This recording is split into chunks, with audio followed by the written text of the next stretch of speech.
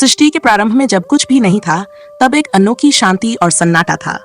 समय का कोई माप नहीं था, कोई दिन या रात नहीं, कोई रंग नहीं, केवल एक असीम अंधकार था। इस अंधकार के गर्भ से ही ब्रह्मांड के आदि स्रोत, आदि पुरुष परब्रह्म का जन्म हुआ। परब्रह्म के भीतर कुछ ऐसा था जो न केवल शक्तिशाली था, बल्कि अपार था। कुछ ऐसा जो अज्ञात था, जो सब कुछ था, फिर भी शून्य था। कई युगों तक परब्रह्म उस शून्यता में स्थित रहे और एक समय आया जब उनके हृदय में हलचल हुई। उनके भीतर एक विशेष ऊर्जा की आवश्यकता महसूस हुई, एक ऐसी शक्ति की जो सृजन को संतुलित कर सके, उसका आधार बन सके। इसी भाव से परब्रह्म ने अपना ध्यान एक बिंदु पर केंद्रित किया और उस बिंदु से एक दिव्य ऊर्जा का उदय हुआ। इस ऊर्जा को ही हम शिव के रूप में जानते हैं। शिव केवल एक व्यक्ति नहीं थे, वह शक्ति थे, वह प्रेम थे, वह विनाश और सृजन दोनों का स्रोत थे। वह एकांत, मौन और असीम करुणा का प्रतीक थे। उनकी उत्पत्ति के साथ ही ब्रह्मांड में एक नई चेतना का संचार हुआ। शिव की उत्पत्ति के साथ ही उनके चारों ओर एक अपूर्व शांति फैल गई।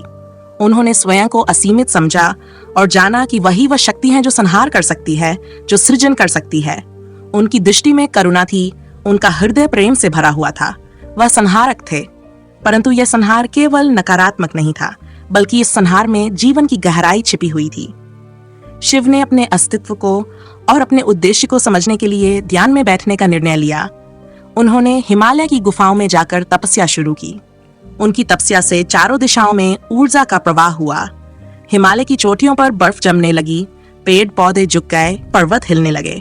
उनकी ऊर्जा ने संपूर्ण ब्रह्मांड को प्रभावित कर दिया। समय भी जैसे थम सा गया। शिव की तपस्या इतनी गहरी थी कि उनके चारों ओर एक घना आवरण बन गया। कई काल बीत गए और शिव अपने ध्यान में ही रहे। उन्हें समय का भान नहीं था, क्योंकि उनके लिए काल भी निराकार था। इस दौरान ब्रह्मा और विष्णु को इस दिव्य शक्ति की जानकारी मिली। ब्रह्मा ने विष्णु से कहा, यह शिव ही है जो ब्रह्मांड को संतुलन में रख सकते हैं। विष्णु ने सहमति में सिर हिलाया और कहा, हमें इनकी तपस्या को समझना होगा और जानना होगा कि इनका उद्देश्य क्या है। एक दिन ब्रह्मा और विष्णु शिव के पास पहुंचे और विनम्रता से उनका आह्वान किया। शिव ने धीरे से अपनी आंखें खोली।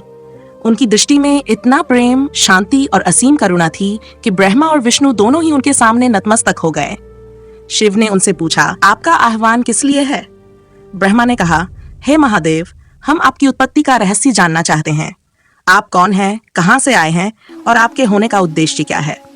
शिव ने एक गहरी सांस ली और बोले, मैं कुछ नहीं हूँ, फिर भी मैं सब कुछ हूँ। मैं आदि हूँ, मैं अंत हूँ, मैं सृजन हूँ, मैं संहार हूँ। मैं उस ऊर्जा का प्रतीक हूँ जो निरंतर ब्रह्मांड को सजीव बनाए रखती है। मेरी उत्पत्ति का कोई आरंभ नहीं और न ही कोई अंत है। विष्णु ने कहा, हे महादेव, फिर भी हम ये जानना चाहते हैं कि आप किस उद्देश्य से यहाँ हैं।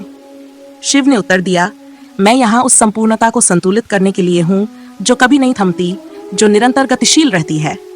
ब्रह्मांड में जो भी असंतुलन उत्पन्न होगा, मैं उसे समाप्त करने के लिए हूँ। मेरा कार्य है कि जो भी है उसे संतुलित करना, जो नष्ट करना आवश्यक है उसे नष्ट करना और जो सृजन करना आवश्यक है उसे सृजन करना। ब्रह्मा और विष्णु उनकी गहराई को समझ गए। उन्होंने शिव को नमस्कार किया और उनके महत्व को स्वीकार किया। उन्होंने ये भी समझ लिया कि शिव केवल संहारक नहीं, बल्कि वह प्रेम और करुणा के भी प्रतीक हैं। इस तरह शिव का रहस्य स्पष्ट हुआ कि वह किसी भी रूप में हो सकते हैं। भोलेनाथ जो अज्ञानी को भी अपने आशीर्वाद से नवाजते हैं और संहारक भी जो बुराई का अंत करते हैं। यहीं से शिव को महादेव का पद मिला। उनके भीतर सृष्टि का गूढ़ रहस्य समाहित था। वह उस मौन के प्रतीक थे जो असीम था। वह उस विनाश के प्रतीक थे जो सृजन का आधार था। उनकी आंखों में करुणा थी, उनकी चेतना में शांति और प्रेम का प्रवाह था। युगों युगों तक शिव की यह रहस्यमयी शक्ति हमारे लिए एक प्रेरणा बनी। जब भी संसार में असंतुलन उत्पन्न होता है, तब शिव की वह शक्ति जागृत होती है और हमें संतुलन का मार्ग दिखाती है। शिव का जन्म, उनका अस्तित्व और उनका उद्देश्य यह बताता है कि सृष्टि का संतुलन ही हर चीज का आधार है और वही हमारे जीवन की सच्ची दिशा है।